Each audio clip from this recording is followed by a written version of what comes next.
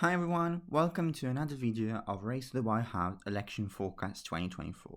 On this video, we're going to take a look at another feature of my model, which is expected turnout and third-party performance. So in this video, we're going to take a look how third-party performance and expected turnout may affect the outcome of the 2024 presidential election. This is clearly the last section of the model where we're going to deep dive into in these videos. In the next few videos, we're going to take updates of the model and we're going to unravel how the election, the state of the election looks like according to the model. So stay tuned to really understand how the election is going to go according to the model in the next few days. So first of all, the main feature that we're going to take into account here are approval ratings. Approval ratings is something that's really worked on by the agency Gallup, but also other agencies like 538 and Real Good Politics, and they really are useful not to assess really precisely how a candidate is going to fare and the precise percentage that they're gonna really get in the election, but it's in broad strokes. It helps us understand whether a candidate is well favored or not well favored, so whether really people like them or not. And another really important thing is that it helps understand whether people that vote for a certain candidate do so because they like the candidate they're voting for, it's like a positive vote, or it's just like a negative vote. We may say a vote against the opponent. So let's take a look here at some historical trends. Bear in mind that really something that we must take into account is that the political environment has polarized in the last few years. So when we look at 1996, 2000, we've seen approval ratings generally higher. This does not mean that really nowadays politicians are less really less able, less capable of really being liked by people, but it really means that the political environment is highly polarized and it's really rare to see a Democrat liking a Republican candidate or vice versa.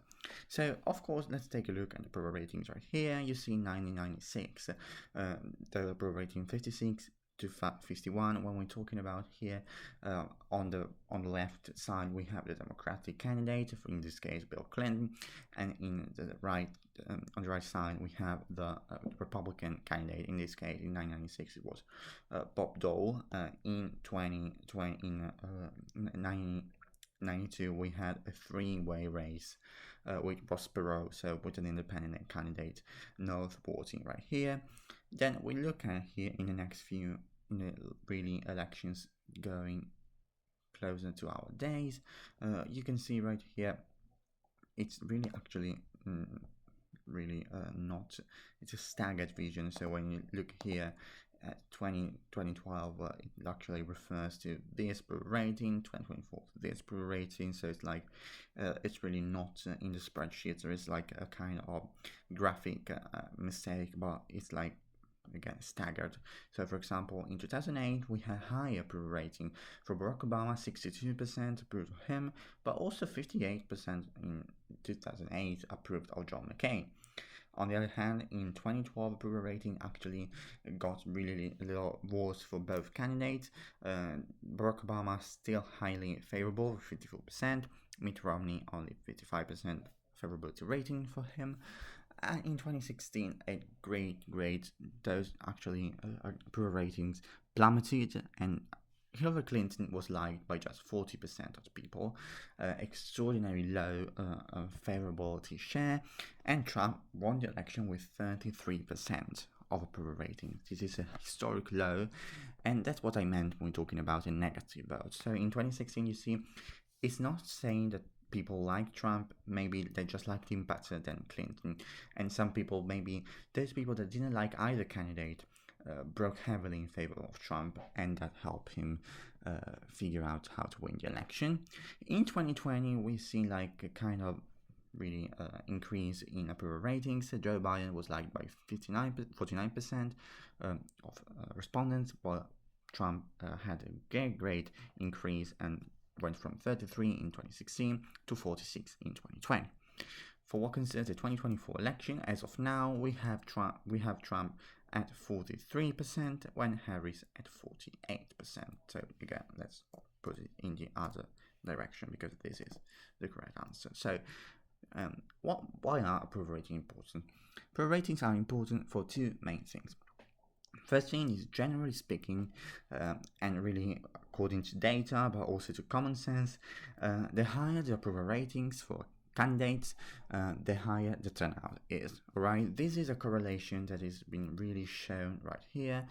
Feature regression, you can see that in all about like 1 year in those election years from 1992 to really 2020, a positive shift in approval rating meant a positive shift in approval in turnout, which means that turnout increased when candidates were better liked than the year before, than the cycle before, so the previous cycle. So again, this makes sense because if approval ratings are low, maybe people don't like the candidate, so they may become disengaged. Another thing that is really related to this is third-party performance. This is actually the opposite, so we have a negative correlation right here. It means that the higher approval ratings are, the lower third parties are expected to really have high share of votes. So high share of third-party votes generally means low approval ratings for the main two candidates. Again, this is simply explained by the fact that maybe if people don't like the major candidates, some people will see out the election, and some people they actually want to vote for a third-party candidate or writing. So when we're talking about a third party, we're not really talking about a specific party or a specific affiliation. We're talking about votes that are not cast in favor of either Democratic and the Republican candidate. So what the model does in this section here is basically fitting some regressions and starting from here, again, remember the Bayesian prior, starting from an assumed 2024 approval rating, we come up with two really projections, one for the turnout and one for third-party performance. Something we should really take a look at is the fact that the model in this section doesn't really work just only with turnout, alright, with approval ratings. Approval ratings affect turnout and approval ratings affect third-party votes, but another thing that is important to take into account is that turnout and third-party share affect each other, alright. So we have like a 3 variables system, alright? We should not just take that at face values. Approval ratings entails a third-party shift or a turnout shift. We need also to cross-check data to make turnout and third-party shifts really be correlated. And so for this reason, we come to statistics, we can go to statistics, and we really have some kind of regressions. Where here we fit some regressions with some indicators. For example, here you have, I don't want to bother you with mathematical minutiae, for example, the ratio of third-party shifts and approval rating shift, the ratio between turnout shift and approval rating shift, and the ratio between turnout shift and third-party shifts. Then the model factors in another important thing, that is third-party polling errors. In really all but like 2 cycles, in all those kind of really many cycles that we factor in from 1992 to 2020, polling errors have constantly overestimated third-party votes.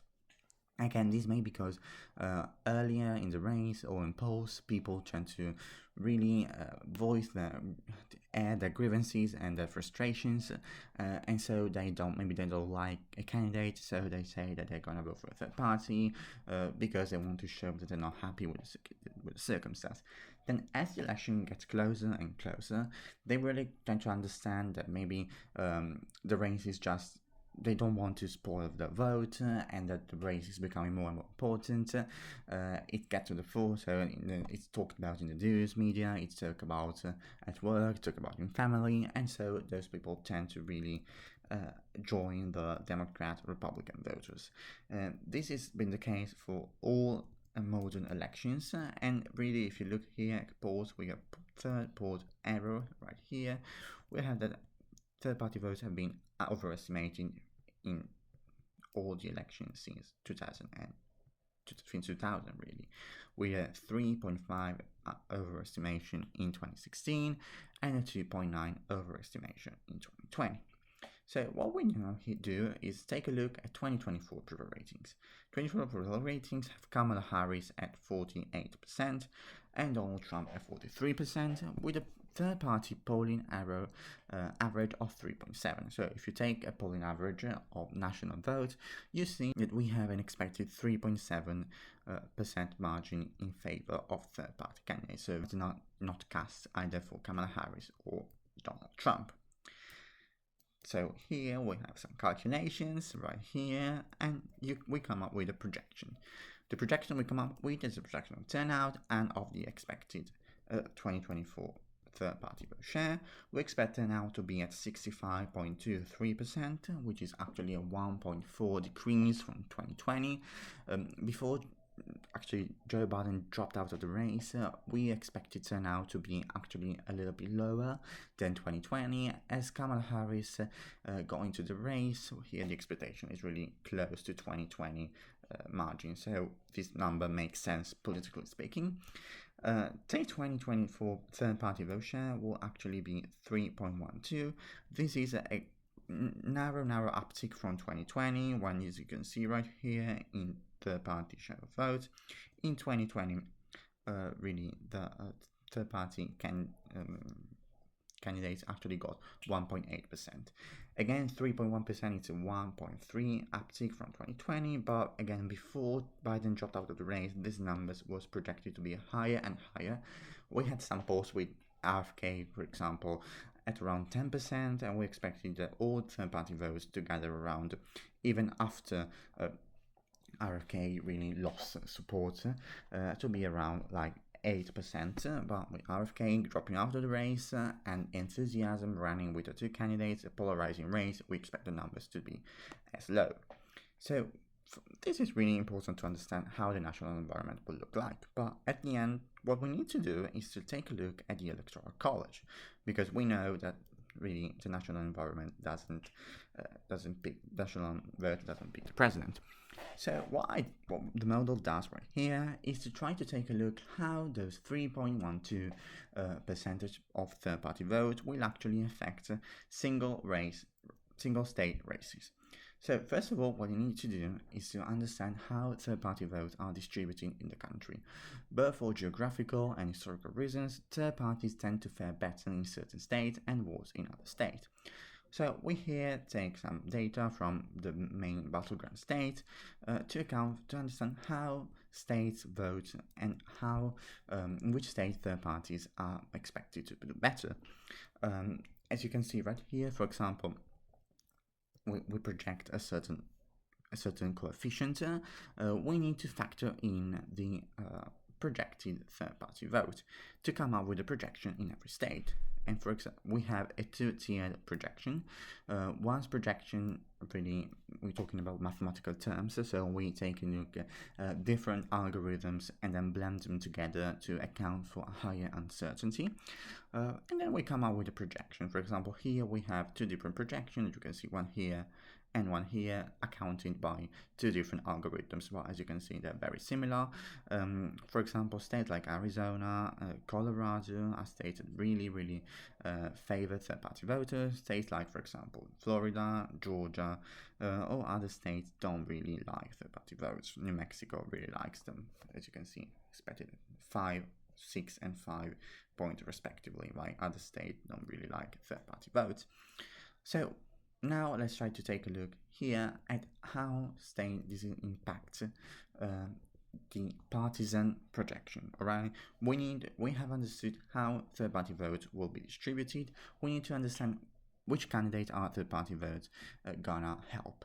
To do so, we need to take a look first of all at the excess third-party votes.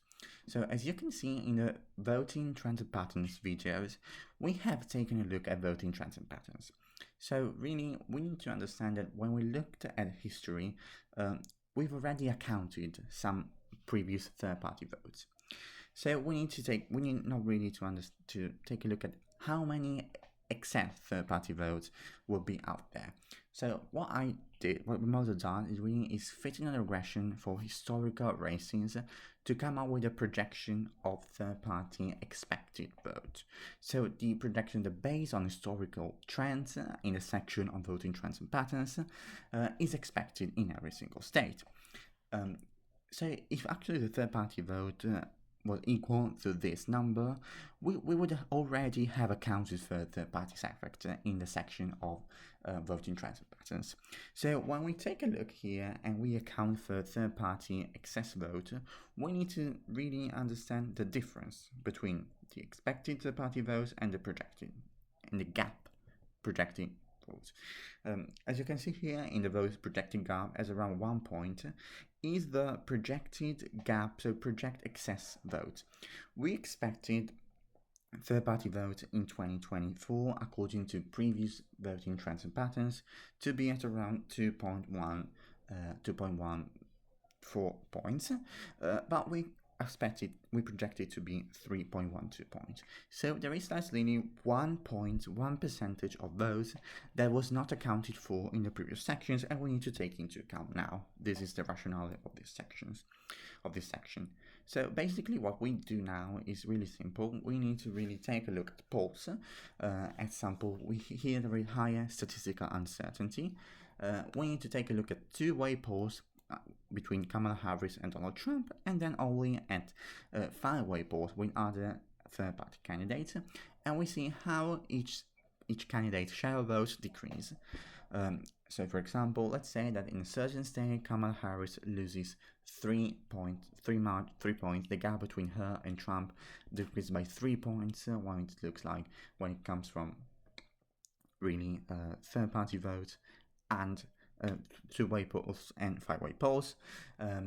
So we need to take a look. We have 3% of votes that she loses, and we need to divide those numbers by the number of votes of support that the third-party candidates get. All right. For example, let's say that in a certain poll we have Kamala Harris at 52 and Donald Trump at 48. So two-way polls, 4 points lead. Then we have a third-party vote, so we in five-way polls when we have Kamala Harris at 45 and Donald Trump at 44. So there is a 3 point loss for Kamala Harris, and third parties gain something like 9 points, alright, because they're at 45 to 11 points, excuse me, because we have 45 and 44, so there is 11 points of third-party votes. So what we're going to do in this hypothetical scenario is make a division, 3 divided by 11, and this vote will the number of the advantage that third-party vote gives to, in this case, Trump. It means that in every case, every 3, Trump wins 3 votes every 11 points margin, 11 points share of those the third party gain. So with those algorithm, we come here with a third party advantage. So this is the advantage that the third party give to either candidate, and we come here in the 7 battleground states. We've done so just in the 7 battleground states because in other states there are not as many polls as necessary. Of course, there is high statistical uncertainty, so we need to take data thoroughly. Let's think through those states. In Arizona, third-party vote favor Trump by around 0.2 points. So Trump is expected to gain 0.2 points from the margin we're projecting in the first section of voting transfer patterns. In Georgia, there is barely no difference, and so in Michigan, just a little difference for Kamala Harris.